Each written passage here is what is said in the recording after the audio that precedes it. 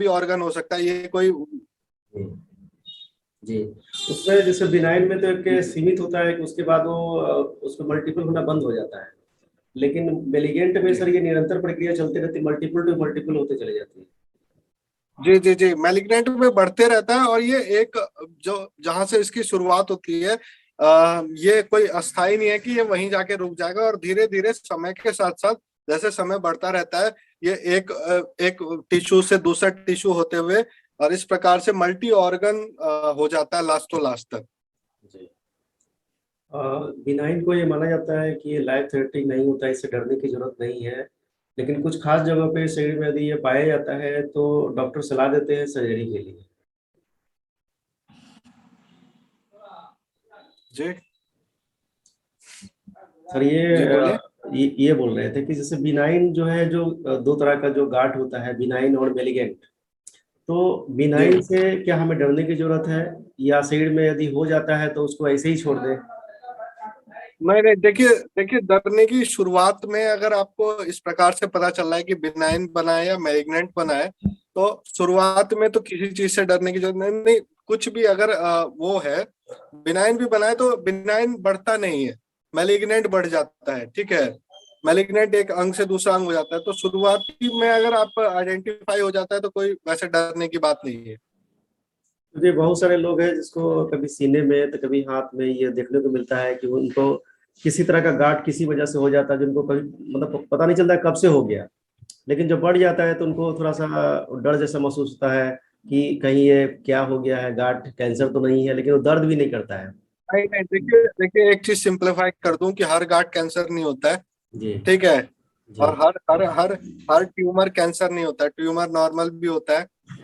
हर tumour cancer नहीं होता, और हर गांठ कैंसर नहीं बन जाती है। जी। तो इसमें कोई डरने की जरूरत नहीं है। वो अगर गांठ अगर लंबे समय से है और नॉर्मल है, नॉर्मल शेप एंड साइज में है, तो कोई दिक्कत नहीं है। और अगर आप देखिए उसको, अगर धीरे धीरे अगर वो समय के साथ में बढ़ रही है, तो आपको डॉक्टर से दिखाने की जरूरत है। डॉक्टर आपको बायोप्सी लिखेगा, और बायोप्सी में अब छोटा सा जो है मांस का टुकड़ा लेके जांच किया जाता है माइक्रोस्कोप पे, तो उस हिसाब से आपको डॉक्टर बताएगा क्या है। जी। इस कड़ी में सर एक चीज और जानना चाहते हैं कि जो बिनाइन जो है, क्या ये मेलिगेंट में ट्रांसफर हो जाता है समय के साथ समय के कह साथ? सकते हैं, समय के साथ में, समय के साथ में मैलिग्नेंट बन सकता है। हाँ, क्योंकि जो है कि ऐसा देखा गया है कि कुछ लोगों का ब्रेन में बिनाइन कैंसर पाया गया, और जब उन्होंने हम्म। ट्रीटमेंट के लिए जब आगे बढ़े, जैसे टीएमएस वगैरह गए, तो वहां पे उनको सर्जरी की सलाह दिया गया कि ये जो गांठ जो बिनाइन है, इसको अगर नहीं कराते हैं तो इसमें जो ब्लड वेसल जो टीनी ब्लड वेसल जो होते हैं ब्रेन में, ट्रांसफ्यूजन इसको हो जाता है, डिफेक्ट कर सकते हैं। ट्रांसफ्यूजन हो जाता है। जी हाँ। जी जी, क्योंकि एक एक एक एक समय निर्धारित रहता है, मतलब समय रहता है कि मतलब इतना दिन वो, और फिर अगर आप कुछ नहीं करते हैं तो वो जरूर मैलिग्नेंट बन जाता है, और मल्टी ऑर्गन उससे आपको ग्रसित हो सकते हैं। और बाद में देखा गया कि वो जो बिनाइन जिसका ये सर्जरी कराए थे, वो मेलिगेंट में सर्जरी कराने के बाद फिर से उनको कैंसर फाइंडिंग हुआ, और वो मेलिगेंट में ट्रांसफर हो गया कुछ समय के बाद, सर्जरी करने के बाद भी। तो ये संभावना बनती है कि ऐसा बिनाइन। हुआ है हाँ, ऐसा हुआ जी। है। ऐसा ऐसा कई केस में हुआ है। हाँ, तो जिससे आज के डेट में बिनाइन जब कैंसर हो जा रहा है जिन लोगों को, उन लोगों को भी खतरा महसूस होने लगा है कि क्या बिनाइन जो है इसे हमें डरने की आगे जरूरत है, या संभलने की जरूरत है, या सचेत रहने की जरूरत है? क्लियर नहीं आया आवाज। जी जिन लोगों को बिनाइन जो है, बिनाइन जो है गांठ है, उन लोगों के लिए सर आज बहुत ज्यादा सचेत हो गए हैं कि हमें हटवा ही देना चाहिए सर्जरी के माध्यम से, या रहने देना चाहिए? जी, देखिए इस केस के नॉर्मल बाद नॉर्मल अगर जा इस रही है केस के आवाज। बाद इस केस के बाद ये जो केस हुआ है बिनाइन जो ट्रांसफर हुआ है मेलिगेंट में। हम्म। देखिए, एक बार आइडेंटिफाई अगर हो जा रहा है, तो अगर बिनाइन डॉक्टर बता रहा है तो आपको बिना रुके उसको जो है सर्जरी अगर बता रहा है तो सर्जरी करवा लेनी चाहिए, अन्यथा समय के साथ में आपको दिक्कत हो सकती है। जी। अब सर जो है कि एक सवाल है कि जो कैंसर का जो अर्ली सिम्टम्स है, ये अपने आप में बहुत ही ज्यादा चकित कर देने वाला है कि क्या हम समझे कैसे की शुरुआत हो रही है। जैसे कभी कभी होता है कि नॉर्मल से इतना लाइफ स्टाइल आज के डेट में भाग दौड़ है कि कभी कभी लोग सोचते हैं कि चक्कर आना, बेहोशी छा जाना, अंधेरा, इस तरह से। और कभी कभी वजन घटना भी एक कारण इनमें से एक है, कॉमन से कारण इसमें समान कारण है कैंसर का भी, जो नॉर्मल डे लाइफ में सबको होता है जनरली। तो देखिए इसका अर्ली कारण सिम्टम्स, में इसका अर्ली प्रारंभिक जो सिम्टम्स में लक्षण आ है। जाए, जी अर्ली सिम्टम्स में आ जाए तो विक्रम आवाज बंद कर। देखिए अर्ली सिम्टम्स में आ जाए तो देखिए एक कई केस ऐसे हैं कैंसर के, कई अंग के कैंसर ऐसे हैं जिनमें सिम्टम्स लास्ट तो लास्ट तक नहीं आते, ठीक है। अ, कई अभी आपको मतलब आगे अब बात हम लोग करेंगे तो आपको बताऊंगा मैं कि कई केसेस ऐसे देखे गए हैं जिसमें लास्ट तो लास्ट तक और आदमी थर्ड फोर्थ स्टेज में पहुंच जाता है कई प्रकार के। फॉर एग्जांपल सही है। आप इसमें शुरुआती लक्षण में बात करें, मतलब क्या आम समस्या हो सकती है। आम समस्याओं में सबसे पहले आप आ जाए कि आदमी थकान महसूस करने लग जाता है, ठीक है। उसका पाचन तंत्र वीक हो जाता है, ठीक है। स्किन का कलर चेंज होने लग जाता है, स्किन के नीचे गांठ महसूस होने लग जाता है, ठीक है। उससे आदमी को बॉडी पेन रहता है, वॉमिटिंग होने लग जाता है, डाइजेशन सिस्टम वीक हो जाता है पेशेंट का। तो ये अगर समस्या लंबे समय तक रहती है तो आपको जांच कराने की, नजदीकी डॉक्टर के पास में जाने की जरूरत है। डॉक्टर उस हिसाब से आपको डायग्नोस करेंगे, उस हिसाब से आपको टेस्ट लिखेंगे। फिर ओरिजिनल क्या परेशानी है वो आपका निकल के आ जाएगा। लेकिन कैंसर के 90% पेशेंटों में ऐसा देखा गया है कि उनको ये सब सिम्टम्स रहते हैं। कभी कभी ये देखा जाता है कि यदि कोई व्यक्ति जो है कहीं गिर जाता है, किसी पत्थर वगैरह चोट लगने से, या कोई बच्चा गिर जाता है, अगर उसको उल्टी आना शुरू हो जाता है तो हम लोग डर जाते हैं कि क्या उसको कैंसर का कोई सिम्टम्स तो नहीं है। ऐसा भी होता है क्या?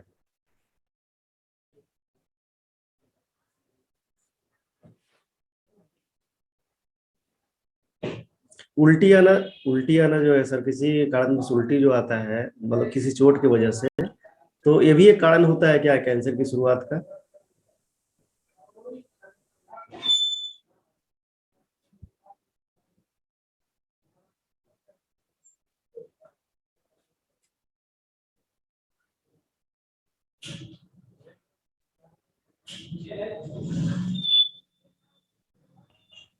सॉरी फॉर इंटरप्शन, से दोबारा पूछे एक बार।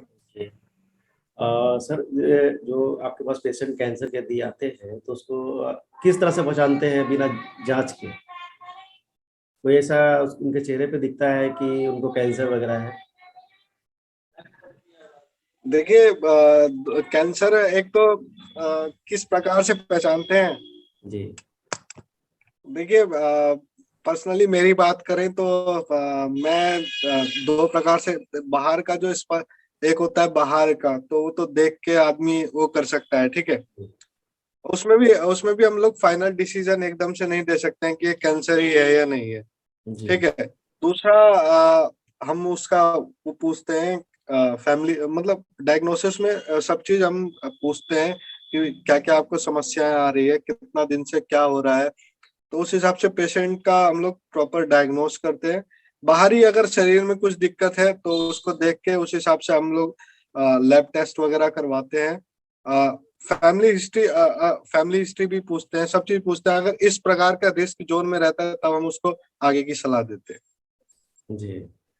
इस कड़ी में सर अब किसी। प्रारंभिक एक मिनट ये हम किसी पेशेंट को डायरेक्टली नहीं कह सकते हैं कि अभी देखा है और उसको हम बता सकते हैं, तो ऐसा कोई वो नहीं है जो वो तो आगे उस हिसाब से आपको टेस्ट कराने होते हैं, उस हिसाब से आप उसको बताएंगे कि आप को क्या दिक्कत है। देखिए सर, कैंसर जो है कि कैंसर शुरू से जो है कि लाइफ थ्रेटनिंग रहा है। इससे हर साल जो है कि लगभग 15 लाख लोगों की मौत हो जाती है। मेरी जी बात सर सही से मिल रही है क्या? जी, सबसे ज्यादा मृत्यु दूसरे नंबर की सबसे ज्यादा मृत्यु कैंसर के कारण होती है। जी।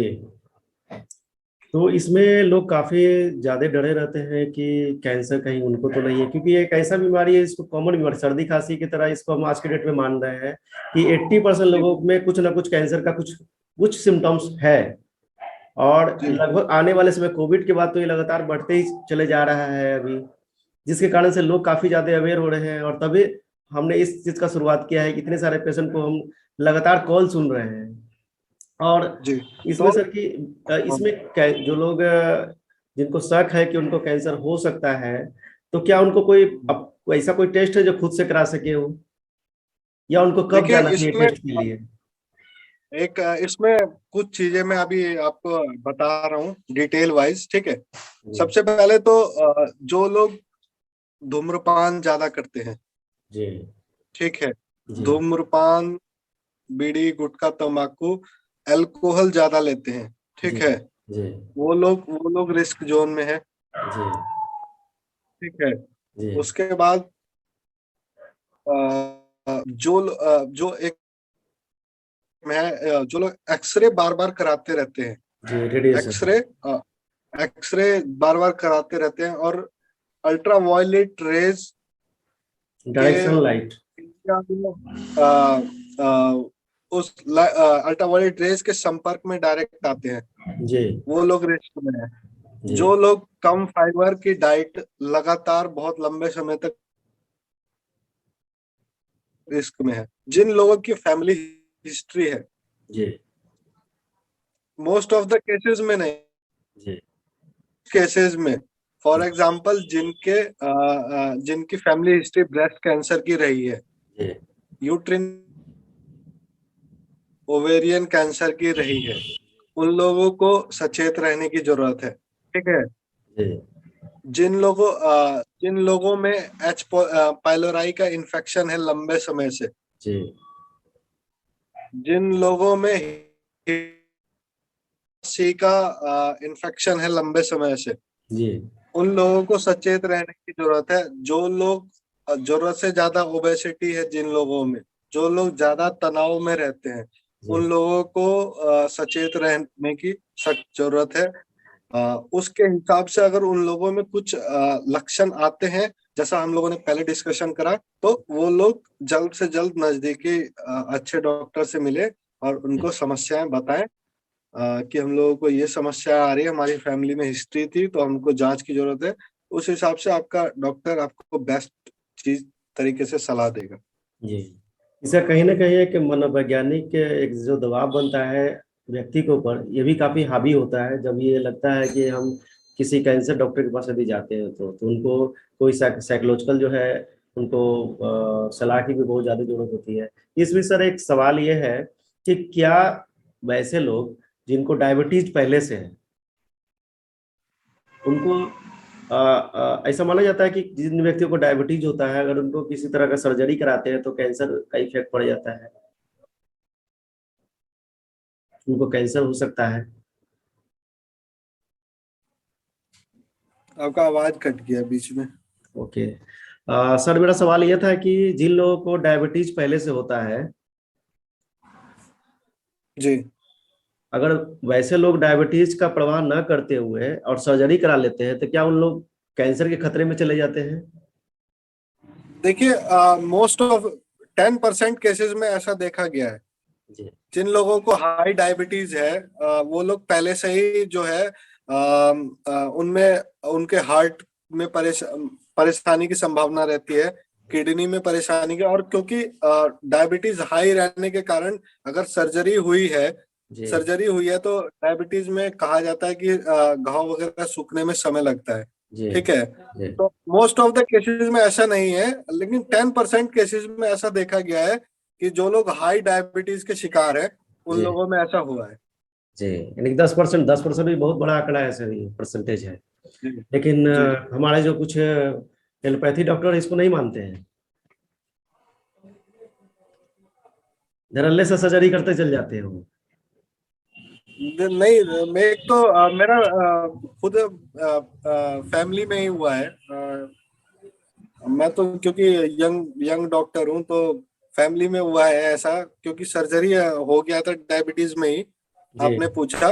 जी तो उनका डायबिटीज में ही सर्जरी, उनको प्रोस्टेट कैंसर हो गया था। जी पहले तो आपको पहले तो उनका प्रोस्टेट का परेशानी था, और क्या कहते हैं, उस चक अल्ट्रासाउंड वगैरह हुआ तो प्रोस्टेट का सर्जरी हुआ एक बार। जी तो प्रोस्टेट का सर्जरी उन्होंने हाफ ही करा, पूरा उनको करना चाहिए था। जी तो प्रोस्टेट का सर्जरी करके छोड़ दिया, उसके बाद में उनको डायबिटीज बढ़ता रह गया।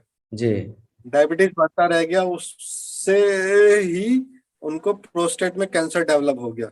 और जी उसके बाद में पटना में दोबारा से जी उन्हीं डॉक्टर ने उनका दोबारा से सर्जरी कर दिया जी प्रोस्टेट का आधा को भी निकालने की। जी और उस चक्कर में क्या हुआ, जो कैंसर जो है मल्टी ऑर्गन में फैल फैल गया। गया, हाँ, और अल्टीमेटली एक साल के अंदर उनकी डेथ हो गई। बस ये बहुत बड़ा ये केसेस काफी ज्यादा संख्या में सर, हमारे पास भी बहुत सारे रिकॉर्डेड में केस है ये इस तरह का।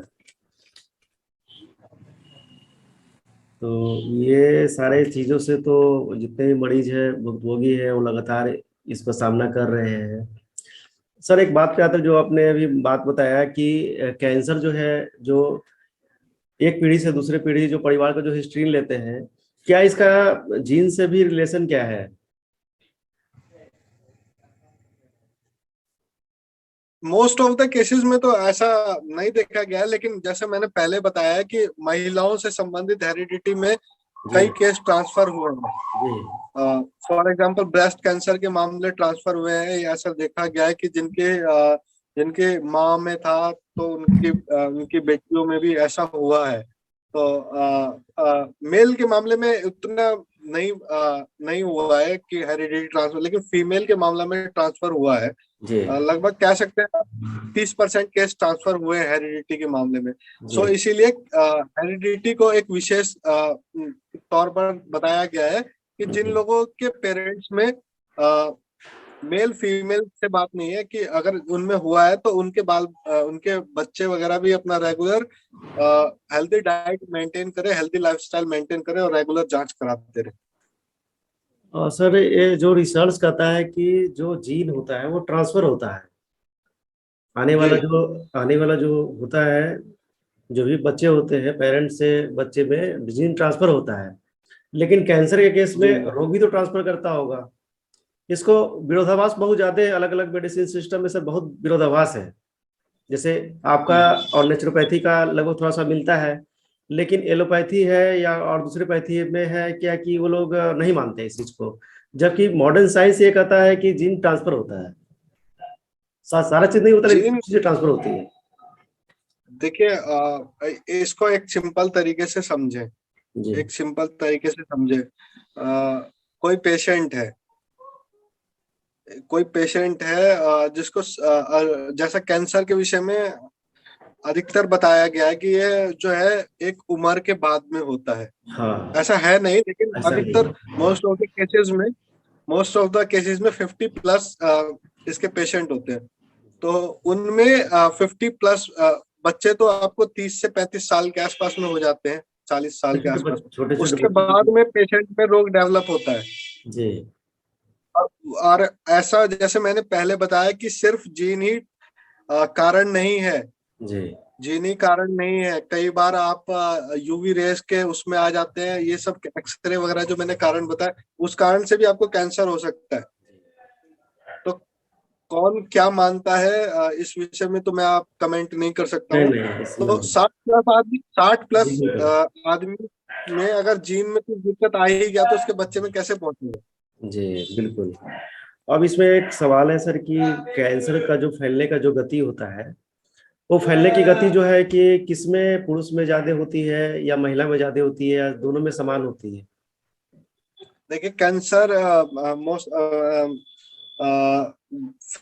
फैलने की गति फैलने की गति किसमें ज्यादा होती है, महिला में पुरुष में? जी जी थोड़ा सा। ऐसा और क्योंकि मैं इसमें नहीं मृत्यु दर से जुड़ा हुआ है कि सबसे ज्यादा मृत्यु पुरुष में होता है कि महिलाएं में होती है, और किस में सबसे पहले जी पता चलता है, किस में कम बाद में पता चलता है? महिलाओं में बाद में पता चलता है। जी, महिलाओं में बाद में पता चलता है, पुरुष में पहले पता चल जाता है। वो जब तक पता होता है तो महिलाओं तीसरी या चौथी स्टेज पहुंच जाती महिलाओं है की लोग। महिलाओं की, हाँ महिलाओं की जो है ऑर्गन में जटिलता ज्यादा होती है, इस चक्कर में जो है उनको बाद में पता चलता है, और पुरुषों में उनकी तुलना में पहले पता चल जाता है। जी। तो इसमें सबसे अधिक जो है डर की जो वजह है, तो पुरुष को डरना चाहिए कि महिला को डरना चाहिए? क्या चीज? मृत्यु दर के हिसाब से पुरुष पुरुष ज्यादा खतरनाक स्थिति में है कि महिला ज्यादा खतरनाक स्थिति में है? जी, मृत्यु से सबको डरना चाहिए, ये पुरुष और महिला का मामला नहीं है। जी। बीमारी बीमारी है, इसमें कोई पुरुष और कोई महिला नहीं देखा जाता। अगर आपको पता चल जा रहा है तो आप इलाज कराइए, ये नहीं देखे कि आप पुरुष हैं या महिला है। मेरा कैंसर तो की सीधा सा जवाब है। कैंसर के केस में कुछ जैसे कैंसर का जो प्रकार के विषय में हम आपसे बात अभी करेंगे कि कैंसर का तो लगभग जितना ऑर्गन है उसके हिसाब से जो है कैंसर है, लगभग 100 तरह के कैंसर जी, फाइंडिंग में आ चुके हैं अभी तक। जी, जी। हाँ जी, बिल्कुल बिल्कुल। तो हाँ, इसमें कैंसर के जी प्रकार में आप प्रकार पूछना चाह रहे हैं मेरे जी हिसाब से। जी कैंसर के प्रकार ही पूछना चाह रहे हैं ना? जी हाँ ठीक है। हाँ, आपने जैसा बोला कि कैंसर 100 तरीके से, सही में जितने ऑर्गन ले लीजिए उतने हिसाब का कैंसर है। तो जी कुछ मेन मेन कैंसर मैं समझा रहा हूँ, ठीक है। सबसे ठीक पहले मेन आपका आ जाइए कार्सिनोमा कैंसर। जी ठीक है, कई लोग बोलेंगे कार्सिनोमा कोई कैंसर, लेकिन ये एक प्रकार है कैंसर का, ठीक है। इसमें एपिथेलियल टिश्यू, जो जी कोई भी ऑर्गन का सबसे ऊपरी परत होती है उसको एपिथेलियल कहा जाता है, वो जी उसको डिस्ट्रॉय करता है, उसको कार्सिनोमा कैंसर कहा जाता है, ठीक है। जी इसमें मेन कैंसर इसमें आ जाता है, प्रोस्टेट का कैंसर आ जाता है, जी ऊपरी सतह से शुरू हो जाता है। जी ब्रेस्ट आ जाता है, ठीक है, और स्किन आ जाता है, ठीक है। जी तो मेन कार्सिनोमा कैंसर जो होता है वो 3 प्रकार में होता है: ब्रेस्ट ब्रेस्ट कैंसर, जी प्रोस्टेट कैंसर और स्किन कैंसर, ठीक जी है। तो ये हो गया प्रकार नंबर 1 कैंसर का। दूसरा जी है आवाज आ रही है ना? ये आवाज आ रही है। जी सर बोलिए। आवाज आ रही है। हाँ आ रही है। हाँ, दूसरा कैंसर है सार्कोवा कैंसर। जी सार्कोना सार्कोना जी सार्कोना कैंसर। जी इसमें जो मतलब एक ऑर्गन से दूसरे ऑर्गन को जोड़ता है, जी या एक मतलब जो जॉइंट जी जोड़ने वाला टिश्यू, एडिपोज जो होता है, जोड़ने वाले टिश्यू में जो कैंसर होता है। जी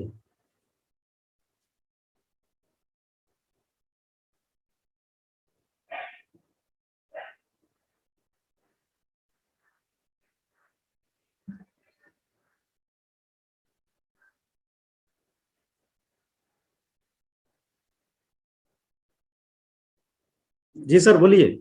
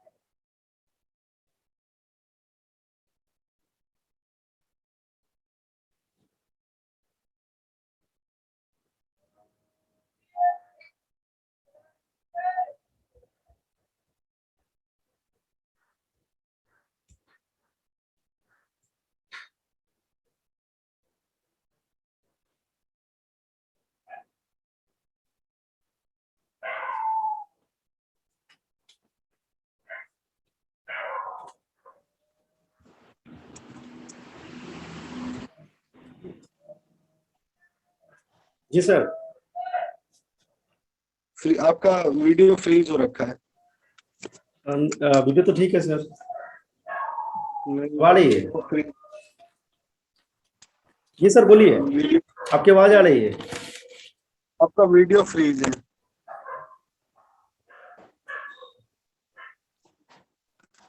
नेट कनेक्टिविटी का कुछ इशू हो सकता है सर। आवाज आ रही है? मेरे को आपकी आवाज आ रही है, लेकिन आपका वीडियो फ्रीज हो रखा है। ओके सर बोलिए, कंटिन्यू कीजिए। वो इंटरनेट हाँ तो कनेक्टिविटी की वजह से होगा। हाँ हाँ हाँ, ठीक हुआ है अभी। जी ठीक है। जी, कंटिन्यू हाँ कीजिए। तो दूसरा, जैसे हम डिस्कशन कर रहे थे सार्कोना कैंसर। जी हाँ तो सार्कोना कैंसर जो कनेक्ट करता है, ठीक है, एक एक जैसे हड्डी से बोन को कनेक्ट, हड्डी से मसल्स को कनेक्ट, टिश्यू को कनेक्ट कर रहा है, या जी ऑर्गन से ऑर्गन को कनेक्ट कर रहा है, तो उन अंगों में जो होता है, उन जगहों पे जो होता है उसको सार्कोना कैंसर कहते हैं। इसमें एडिपोज टिश्यू हो सकता है, बोन हो सकता है, लिगामेंट हो सकता है, टेंडन हो सकता है। तो इन इन जी सब में जो कैंसर होता है उसको सार्कोना कैंसर कहा जाता है। जी ठीक है। जी तीसरा, ल्यूकीमिया कैंसर। ल्यूकीमिया लगभग सुना ही होगा सब लोगों जी जी। ने। ब्लड कैंसर जिसको कहा जाता है, इसमें हाँ व्हाइट हाँ ब्लड सेल्स जो है अनियंत्रित, डिस्कशन कर रहे थे जी कितने प्रकार का है। तो दो मैंने समझा दिया था सबसे पहले, कार्सिनोमा कैंसर के बारे में समझाया था मैंने। जी। आवाज जा रही है ना संग से? हाँ, आवाज आ ढंग रही है से? आपकी। ठीक है, तो मैंने कार्सिनोमा और सार्कोना के बारे में मैंने बता दिया। तीसरा हम लोग ल्यूकेमिया कैंसर के ऊपर में थे। जी हाँ तो ल्यूकीमिया कैंसर जिसको ब्लड कैंसर के नाम से जाना जाता है, और सबसे खतरनाक ल्यूकीमिया ही होता है। जी ल्यूकीमिया कैंसर होता है, इसमें व्हाइट ब्लड सेल्स, जो डिफेंस जिसको जाना जाता है कि जो डिफेंस सिस्टम होता है बॉडी का, जी व्हाइट ब्लड सेल, जी तो वो अचानक से बहुत ज्यादा डिस्ट्रॉय होने लग जाती है, जी, गिरावट जिसको होने लगती है उसमें। जिसको ल्यूकीमिया कैंसर कहते हैं। और हाँ फोर्थ नंबर जो है कैटेगरी कौन सा कैंसर, वो होता है लिम्फोमा कैंसर। ठीक है, जी लिम्फोमा कैंसर, इसमें लिम्फोसाइट्स, जी सर। ये कैंसर जो है लिम्फोसाइट से संबंधित है। ठीक है, जी इसमें लिम्फोसाइट्स जो है प्रभावित होती है, लिम्फोसाइट्स में ये कैंसर हो जाता है। जी तो ये तो मेनली इसके अलावा जो है 100 तरीके से सही में ऊपर में हर बॉडी पार्ट में अलग अलग कैंसर है। ब्रेस्ट में ब्रेस्ट कैंसर होता है, नेक का कैंसर होता है, जी ओरल कैंसर होता है, उसके बाद में आपको ओरल कैंसर होता है, उसका किडनी का रीनल कैंसर होता है, जी लीवर कैंसर होता है, उसके बाद में आपको स्किन कैंसर होता है, सर्विक्स कैंसर होता है, गर्भाशय का कैंसर होता है, ओवेरियन कैंसर होता है, जी योनि का कैंसर होता है, लंग्स कैंसर होता है। तो जी इस प्रकार से भिन्न भिन्न तरीके से बहुत सारे कैंसर के प्रकार है। जी। महिला और पुरुष के हिसाब से भी कैंसर का जो प्रकार है, जो सबसे अधिक घातक सिद्ध होता है, जैसे जो हम लोग बोलते हैं कि तंबाकू के सेवन से लंग्स खराब हो जाता है, तो जी ये जी। जो प्रकार है किस तरह से महिला और पुरुष को के लिए अलग अलग घातक है? कौन सा कैंसर कौन सा मतलब कैंसर किस प्रकार? अच्छा। महिला और पुरुष के लिए हाँ कौन तो सा घातक है? पुरुष में आपने बिल्कुल सही दर्शाया कि जो लोग धूम्रपान, चाहे महिला हो चाहे पुरुष हो, धूम्रपान जो लोग ज्यादा कर रहे हैं और अल्कोहल का सेवन जो लोग ज्यादा कर रहे हैं, वो चाहे महिला हो या पुरुष हो, जी लंग्स कैंसर के साथ साथ इसमें ओरल कैंसर, जी लंग्स कैंसर के साथ साथ इसमें ओरल कैंसर के वो खतरे में ज्यादा है, चाहे वो महिला हो पुरुष हो। अ, विशेष कैंसर में फॉर एग्जांपल जैसे गर्भाशय वगैरह के कैंसर, ये तो महिला के ऑर्गन है, तो ये महिला ही से संबंधित है। जी जी गर्भाशय का कैंसर, योनि का कैंसर, जी ये सब संबंधित है। उसके अलावा कम फाइबर का डाइट जो कोई भी ले रहा है, जी चाहे वो महिला है चाहे वो पुरुष है, जी जो कम फाइबर की डाइट का सेवन कर रहा है, जी बार बार जो बताया कि रेस के संपर्क में, चाहे वो महिला है चाहे पुरुष है, जो आ रहा है तो वो उस स्किन कैंसर उसको हो सकता है।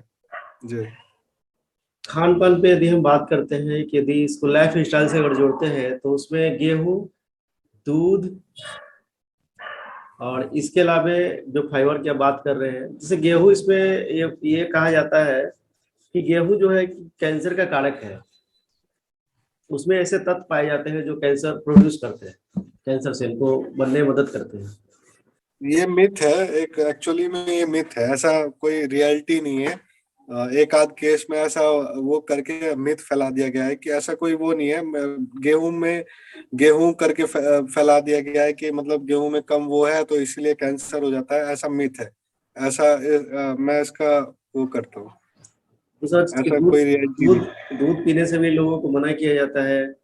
कुछ ऐसे मेडिसिन सिस्टम है जिनमें जो प्रोफेशनल है, जो दूध को भी पीने से मना करते हैं कि वो भी कैंसर का कारण है, और पीना जरूरी ही नहीं है वो। ये भी गलत है।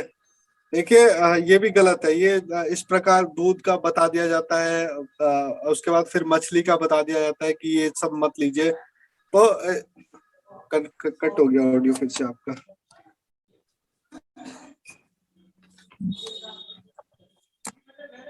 तो ये सारा जो चीज है सर, वो मिथ के रूप में है। ये मिथ है, ऐसा कोई वो नहीं है। जी। और इसके अलावे सर जो है कि ये जानना चाह रहे हैं कि tissue changes that not are not a cancer, जैसे कोई टिश्यू में अगर चेंजेस होता है तो क्या वो सभी कैंसर हो सकता है या नहीं भी होता है? नहीं नहीं, ऐसा नहीं है, ऐसा नहीं है, ऐसा नहीं है। टिश्यू में चेंज हर प्रकार, मतलब टिश्यू में तो चेंज अब जैसे जैसे ग्रोथ होती है तो टिश्यू में चेंज होता है। जी। एब नॉर्मली सबसे फर्स्ट पॉइंट आउट, जो एब नॉर्मली अगर सेल्स बढ़ रहे हैं, एब नॉर्मली अगर कोई ट्यूमर ट्यूमर भी, हर ट्यूमर कैंसर नहीं होता है। जी। ठीक है। जी। जैसा पहले ही बताया है कि बेनाइन ट्यूमर भी होता है, वो अधिकतर में कैंसर नहीं होता है। जी। पहले और ही हम लोग जी बिल्कुल, और डिस्कशन कर कहीं कहीं भी बेनाइन। शरीर के किसी पार्ट में हो बेनाइन, सकता है। हाँ बेनाइन आगे चल के मैलिग्नेंट हो सकता है और वो कैंसर बन सकता है। जी। तो हर हर ट्यूमर भी कैंसर नहीं होता है। और हर टिश्यू का डेवलपमेंट समय के साथ साथ अकॉर्डिंग टू डीएनए, जैसा जैसा ऑर्डर डीएनए का वो होता है, उस हिसाब से टिश्यू बढ़ता है। तो ये कोई वो नहीं है जी। कि हर चीज में कैंसर ही हो। जी। कैंसर जेनेटिक होता है कि नहीं होता है, तो ये तो इसके विषय में सर। कैंसर देखिए लगभग में 60% रिपोर्ट कहती है महिलाओं में इसका दर ज्यादा है, कि जिन लोगों में जेनेटिक हुआ है, जिन लोगों के माँ को, नानी को हुआ है, तो उन लोगों की नातनी को, बेटी को हो सकता है। जी। इसमें भी कम चांसेस है, लेकिन ऐसा हुआ है। जी। क्योंकि सो 10। जिन लोगों में ऐसा सिम्टम्स है, तो वो लोग पहले से ही अवेयर रहे, वो लोग पहले से ही अवेयर रहे और रेगुलर अपना, फॉर एग्जांपल इसके लिए थोड़ा सा डिस्कशन मैं बता देता हूँ। ये बहुत ब्रेस्ट कैंसर बहुत हैवी समस्या है अभी के टाइम में। ठीक है। ब्रेस्ट कैंसर के तो मैं खुद से देख चुका हूँ बहुत, और मैंने सजेस्ट करा आगे के लिए उनको। और ब्रेस्ट कैंसर में जब तक जिन सर ये लोगों को पता चलता पता है, है, जब तक सर ये पता चलता है तब तक महिलाएं थर्ड फोर्थ स्टेज में कन्वर्ट कर जाती हैं। हाँ हाँ हाँ हाँ हाँ, यही यही यही अभी हम लोगों ने पहले बताया था कि कुछ ऐसे हैं जिनमें कोई लक्षण नहीं रहता है। ठीक है। यूट्रिन यूट्रिन कैंसर में कोई लक्षण कुछ नहीं पता चलता, अचानक। ब्रेस्ट कैंसर में भी कुछ नहीं, जब तक नींबू के साइज का गांठ बनता है तब तक में वो कई स्टेज पार, तब तक पता नहीं चलता है तब तक। तो इसी में थोड़ा सा ये है कि अगर आपको पता है कि मेरे फैमिली हिस्ट्री है, मेरी फैमिली हिस्ट्री है, तो उसको सचेत रहना चाहिए, उसको रेगुलर हाल के नहाते दिनों समय में हाल के ब्रश। दिनों जी, हाल के दिनों में इसके जो बढ़ने का जो मुख्य वजह रहा है, कल हमारे साथ जुड़े थे एक प्रोफेसर थे, प्रिंसिपल थे आयुर्वेद कॉलेज के दरभंगा के, जो हमारे साथ जुड़े हुए थे। उन्होंने जी एक खास वजह जो इसका बताया, वो वजह था कि आज के डेट में इतने ज्यादा एबॉर्शन के केस बन रहे हैं, हो रहे हैं, जिनको हम्म 3 से 4 5 बार 6 बार इस तरह से अबॉर्शन का केस बन रहा है। ये भी एक प्रमुख कारण है ब्रेस्ट कैंसर के होने का, बढ़ने का। जी जी, सही, बिल्कुल सही है, बिल्कुल सही है। हम्म। बिल्कुल एक एक एक कारण में गिना सकता, ब्रेस्ट कैंसर के बढ़ने का कारण एक मान सकते हैं जी। कि ज्यादा एबॉर्शन होने के कारण ऐसा हो रहा है, मान जी। सकते हैं। जो हार्मोन देखिए, ज्यादा एबॉर्शन होने के कारण हार्मोन डिसबैलेंस हो जाता है। जी। ठीक है। जी। तो सीधा सीधा हार्मोन जब बिगड़ता है, जी। स्पेशली मेल मेल में भी हम लोग बात कर लेते हैं कि फॉर एग्जांपल टेस्टोस्टेरोन एक हार्मोन है, इसका जब डिसबैलेंस ज्यादा हो जाता है तो मेल पेशेंट में मेल पेशेंट में टेस्टोस्टेरोन का ज्यादा होने से प्रोस्टेट कैंसर का खतरा बढ़ जाता है। जी। पॉइंट तो एक। ठीक है। इसी प्रकार से ज्यादा अगर अभी एबॉर्शन हो जिस रहा है तो अभी प्रोस्टेट कैंसर का भी केस सर एकदम से 60% बढ़ ग्रोथ गया उसका बढ़ बढ़ा गया। है। तो वापसी टॉपिक पे, अगर एस्ट्रोजन हार्मोन का डिसबैलेंस होता है फीमेल बॉडी में, और जी डिसबैलेंस क्यों, इसी प्रकार से ज्यादा एबॉर्शन हो गया, ज्यादा एबॉर्शन हो तो इससे क्या होता है कि हार्मोन का डिसबैलेंस हो जाता है, एस्ट्रोजन ज्यादा बढ़ जाता है। इस चक्कर में एस्ट्रोजन ज्यादा बढ़ने से ब्रेस्ट कैंसर हो सकता है। ब्रेस्ट कैंसर हो सकता है आपको, यूट्रिन कैंसर हो सकता है, सर्विक्स कैंसर हो सकता है, वेजाइनल कैंसर हो सकता है। तो ये कारण है जी।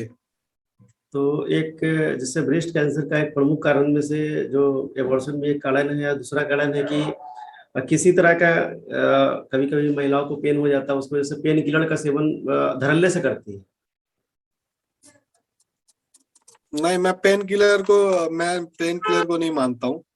पेन क्योंकि किलर से, हाँ, पेन किलर ज्यादा लेना गड़बड़ी है, लेकिन मैं पेन किलर को कारण नहीं मानता हूँ। क्योंकि जैसे पेन हुआ दवा ले लिए, पेन हुआ दवा ले ली, इस तरह से 6 महीने एक साल निकल जाता है। जब वो डॉक्टर के पास जब जाते हैं टेस्ट कराते हैं तो उनको हाँ, ब्रेस्ट ये कैंसर पाया ये जाता ये है। हुआ ये आप ये बोला, ये सही बोला आपने कि पेन किलर, मैं उस तरीके से पेन किलर लेके दबा लिया और ऐसे ऐसे करके टाइम बिताते हैं, और एक समय में ऐसा टाइम आ गया जो स्टेज पार कर जाता है। जी 4 स्टेज होती है इसमें, इस टॉपिक पे भी हमको आना पड़ेगा। 4 स्टेज होती है। जी माइक्रोस्कोप से जांच होता है। जी माइक्रोस्कोप से लैब की टेस्टिंग के माध्यम से स्टेज बताया जाता है कि किस स्टेज में है।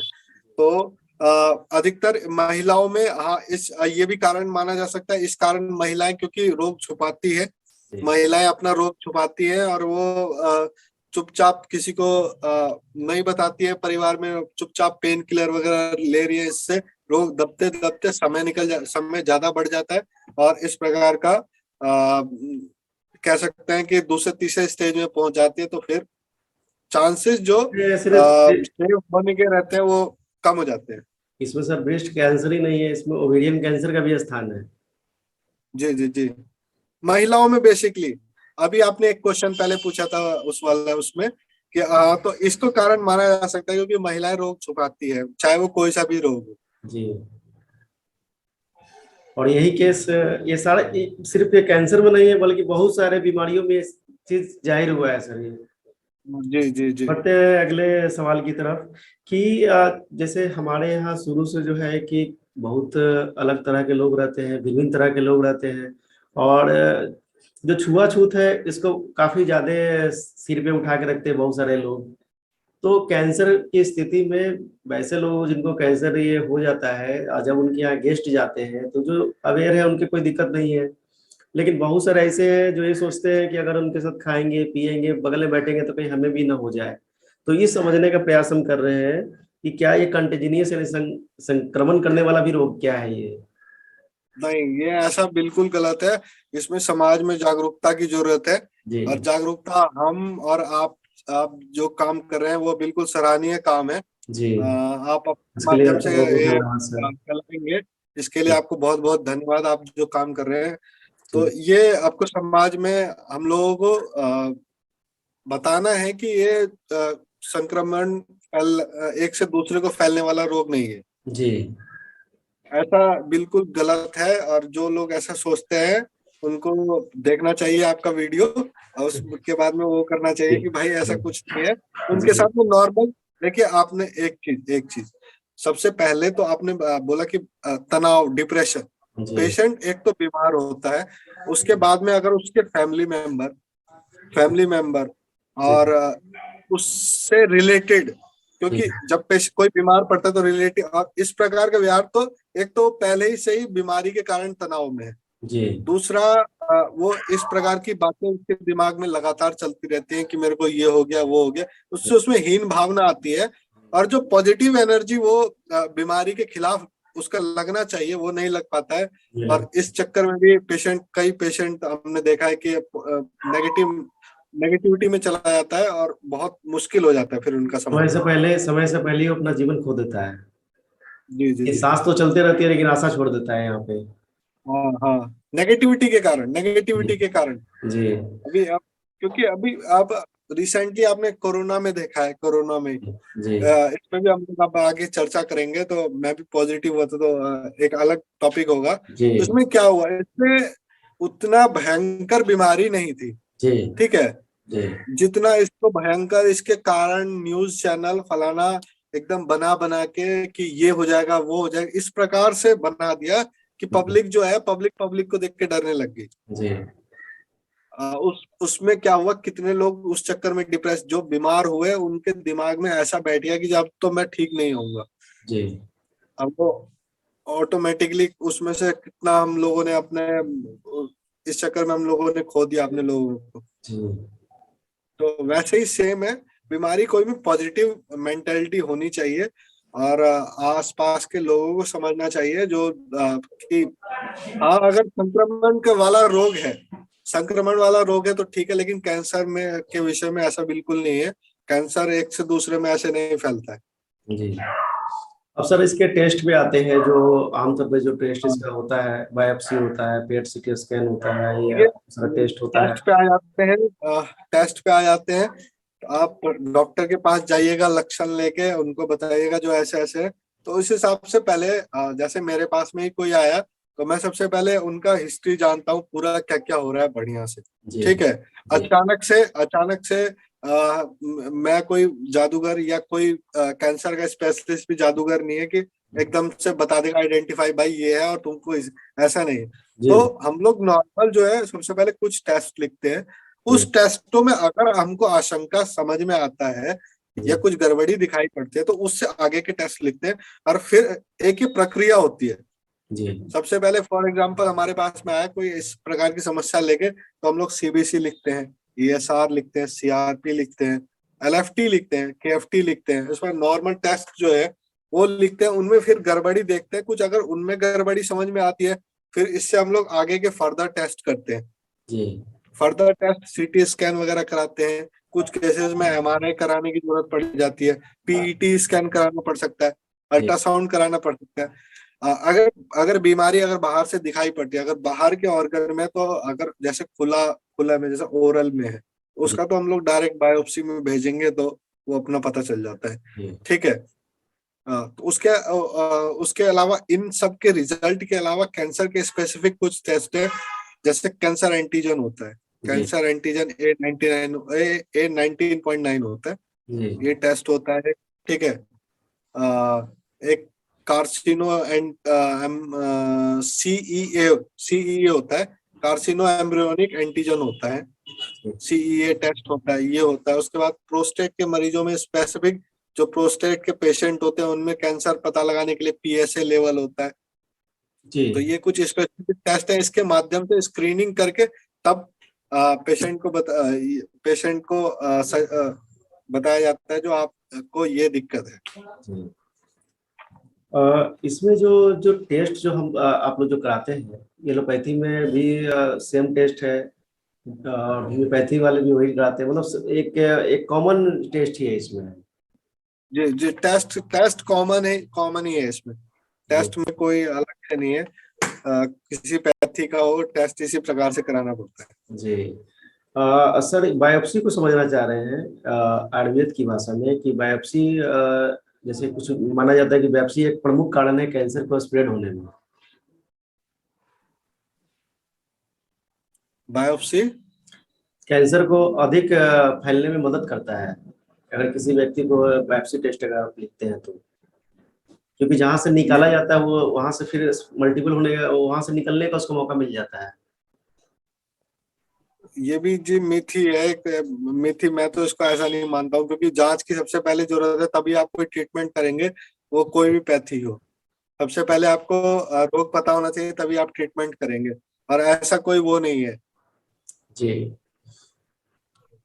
ये रोग फैले ही नहीं इसके लिए, जैसे जेनेटिक 10% ऐसा माना जाता है कि 10% जेनेटिकली ये फैलता है, तो क्या वैसे लोग जो कि डरते हैं कि कैंसर हमें ना हो जाए, क्या इसके लिए वैक्सीन कोई अवेलेबल है? नहीं, इसके लिए वैक्सीन कोई अवेलेबल नहीं है। इसका स्पेसिफिक ट्रीटमेंट दिया जाता है, आपको स्टेज के हिसाब से ट्रीटमेंट दिया जाता है। आप प्रारंभिक स्टेज में है, तो प्रारंभिक स्टेज में है तो आप 1 और 2 स्टेज में है तो आप बिल्कुल क्योर हो सकते हैं। 3rd स्टेज में भी आपके चांसेस आप बहुत अच्छे से क्योर हो सकते हैं। 4th स्टेज में थोड़ा सा दिक्कत होता है। तो 1, 2, 3 को हम कह सकते हैं कि आप क्योर हो सकते हैं। इसके लिए कोई अलग से वैक्सीन नहीं है। हाँ, कुछ केसेस के कारण, जैसा मैंने पहले बताया कि H. पाइलोराई और हेपेटाइटिस बी और सी के कारण अगर ये लंबे समय तक रहते हैं तो ये कैंसर में बन जाता है। तो इन सब की वैक्सीन अवेलेबल है, आप टाइमली ले सकते हैं। कैंसर के लिए स्पेसिफिक कोई वैक्सीन नहीं है। कैंसर अगर आपको होता है तो 2 सर्जिकल और नॉन सर्जिकल ट्रीटमेंट है। विभिन्न विभिन्न पैथियों में भी ट्रीटमेंट है। ठीक है, सर्जिकल और नॉन सर्जिकल। सर्जिकल में तो अफेक्टेड पार्ट को निकाल दिया जाता जी है सर्जन के द्वारा। जी और नॉन सर्जिकल में रेडियोथेरेपी होता है, कीमोथेरेपी होता है। आयुर्वेद में बात कर लें तो उसमें नेचुरोपैथी से इसको क्योर करने, नेचुरोपैथी से क्योर, लेकिन उसमें भी सब नेचुरो आयुर्वेद के माध्यम से ही बात कर लें, एलोपैथ, तो उसमें कंबाइन तरीके से, ये किसी में स्पेस नहीं है कि सिर्फ आयुर्वेद से ही हो जाएगा। तो कंबाइन करके इसमें दवा दी जाती है और तब रिजल्ट अच्छा मिलता है। इस पे सर एक जब बात कर रहे थे ट्रीटमेंट पे, जो आपके यहाँ एक रसायन थेरेपी हुआ करता था जो आज भी उसका इस्तेमाल एलोपैथी वाले इम्यूनोथेरेपी में कर रहे हैं। हाँ हाँ हाँ हाँ, सही बात है। जिसका सही बात है। आपका थेरेपी और इम्यूनोथेरेपी में यूज हो रहा है रसायन थेरेपी, जो वाइडली यूज हो रहा है अभी। हाँ, वही उस नेचुरोपैथी को ही चेंज करके वो इम्यूनोथेरेपी कर दिया इन्होंने। जी, अ, और जिससे लोग ठीक हो रहे हैं, एलोपैथी में जाके ठीक हो रहे हैं। एलोपैथी में ठीक हो रहा है, सही बात है। जिसको चौथे स्टेज में बताया गया और वो ठीक हो रहे हैं, जिसको 15 दिन में बता दिए थे कि मर जाएगा और अभी 6 महीने से जी रहा है। हाँ, नहीं इसमें ये नहीं है कि अभी आपको पता चल गया कि मतलब मान के चलिए कि किसी पेशेंट को है या किसी को है कि टाइम बाउंड है कि आज आज हुआ और कल मर जाएगा, जी ऐसा नहीं है। कैंसर के साथ भी लोग बहुत लंबी लंबी लाइफ जीते हैं, ऐसा जी कोई वो नहीं है। जी। हाँ, अब तो इसके ये थोड़ा सा स्टेजेस पे हम लोग बात कर लेते हैं कि इसकी स्टेजेस जो है 1, 2, 3, 4, 5 कैसे डिसाइड किया गया और ये क्या है। देखिए, स्टेजेस के बारे में जैसे मैंने पहले बताया कि सबसे पहले प्रारंभिक टेस्ट होते हैं, ये लोग टेस्ट होते हैं। जी उसके उसके बाद तो माइक्रोस्कोपिक जांच होती है। जी माइक्रोस्कोपिक, वहां से टिश्यू लिया जाता है। टिश्यू आप उसमें आपने बोला कि वो फैल जाता है, तो ये सब वो ढकोसले हैं, ऐसा कुछ जी नहीं। जी उसके बाद में वहां से टिश्यू लिया जाता है, उसको बायोप्सी में भेजा जाता है। बायोप्सी में माइक्रोस्कोपिक गहन जांच होती है। जी उसके हिसाब से कि सेल कितना जल्दी जल्दी डेवलप हो रहा है, उसको वो करा जाता है, रिटेन करके देखा जाता है कितना जल्दी जल्दी डेवलप हो रहा है, कितना डेवलप हो रहा है। उस हिसाब से स्टेज 1, 2, 3, 4 में कन्वर्ट 1, 2, 3, 4 कराया जाता है। उस हिसाब से कहा जाता है कि आप कितने स्टेज में। तो सबसे ज्यादा जो खतरा जो होता है वो पहले में होता है कि चौथे में होता है सर, डॉक्टर के हिसाब से और पेशेंट के हिसाब से?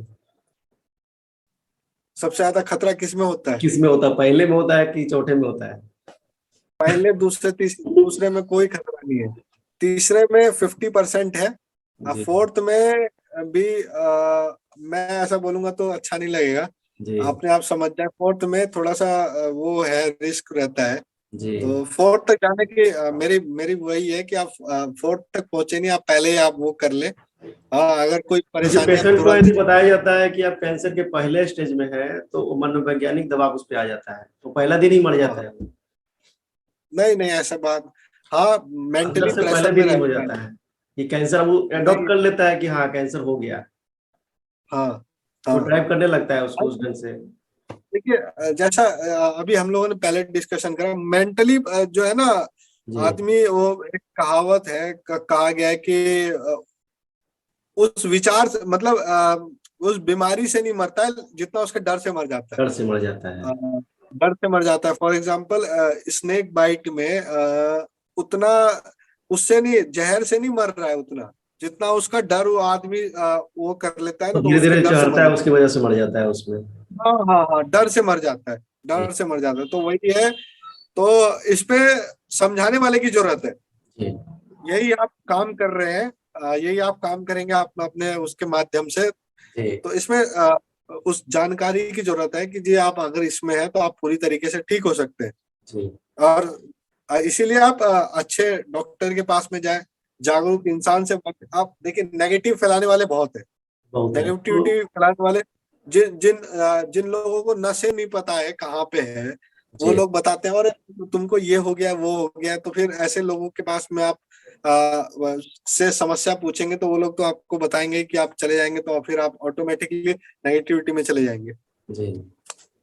इसमें समय समय पे जो है कि जैसे कि जो ट्रीटमेंट पद्धति है, सर्जरी इसका तो सर लास्ट उपाय नहीं है। जहाँ तक जितना हम देख रहे हैं उसमें सर्जरी लास्ट उपाय नहीं है।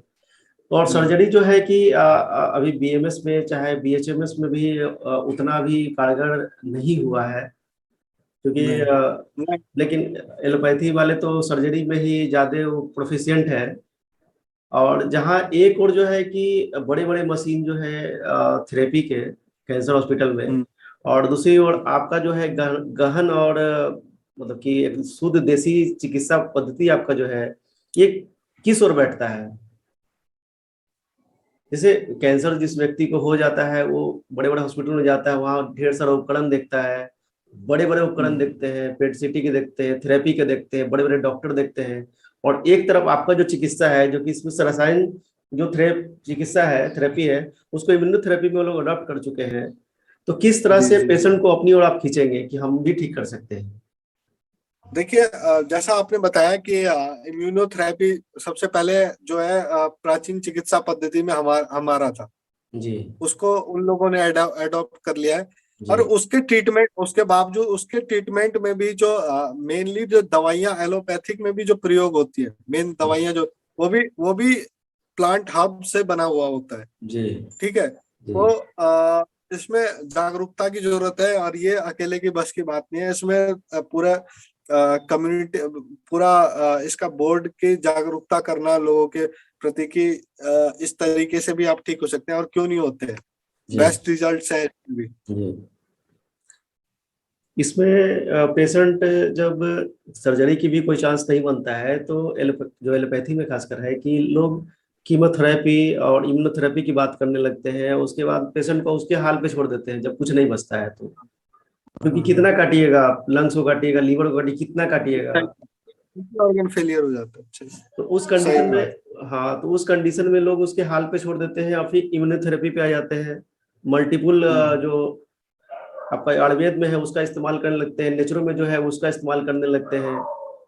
और पेशेंट जी भी कहीं ना कहीं वो डॉक्टर जो जान रहा है कि आयुर्वेद में हम जाएंगे तो कहीं कहीं बढ़िया हो सकता है, लेकिन वो जाते नहीं है, क्योंकि ये सोचते हैं कि इतने बड़े डॉक्टर को हम यदि छोड़ के चले जाते हैं तो हम कहीं आयुर्वेद में कहीं होम्योपैथी में अगर जाते हैं तो कहीं हम अपने साथ गलत तो नहीं कर रहे हैं। तो उनका भी एक स्टिकी लगाव होता है उस ओर। तो आयुर्वेद किस तरह से जो है उन लोगों को समझाए कि हमारे यहाँ भी आप आइए और आपका एक बेहतर इलाज है, उन लोगों के लिए सर एक संदेश। अपना डिबेट कितना चलेगा और बस सर 5 से 7 मिनट और। बाहर इमरजेंसी है। ठीक है, तो लास्ट में सर आप संदेश खाली दे संदेश, दीजिए बस, एक संदेश आप दे संदेश दीजिए आयुर्वेद मैं की तरफ मैं से। यही देना चाहूंगा। जो कैंसर के बारे में बहुत सारी भ्रांतियां फैली हुई है समाज में, जी इस भ्रांतियों पे ना जाएं। हेल्थवेज जो है इंटरसेप्ट बहुत बढ़िया काम कर रहा है आपको जी सचेत करने के लिए। जी उस सबसे आप इस चैनल को देखें। ठीक है, जी उस हिसाब से भ्रांतियों से दूर रहे। ये संक्रामक रोग नहीं है। अगर पहले जांच करा के आप अगर वो पता चल जाता है तो आप सही हो सकते हैं और बिल्कुल बढ़िया लाइफ स्टाइल जी सकते हैं। तो मेरा ये संदेश है, और बिल्कुल किसी के उस पे नहीं जाना है, और आप बिल्कुल ठीक हो सकते हैं। सर। बहुत लोग ठीक हुए हैं। जी सर, हमसे जुड़ने के लिए आपका बहुत बहुत धन्यवाद। ठीक। इसका मेरे को भेज दीजिएगा व्हाट्सएप जी पे बिल्कुल बिल्कुल वीडियो। बिल्कुल बिल्कुल। Thank thank you. You sir. Thank you.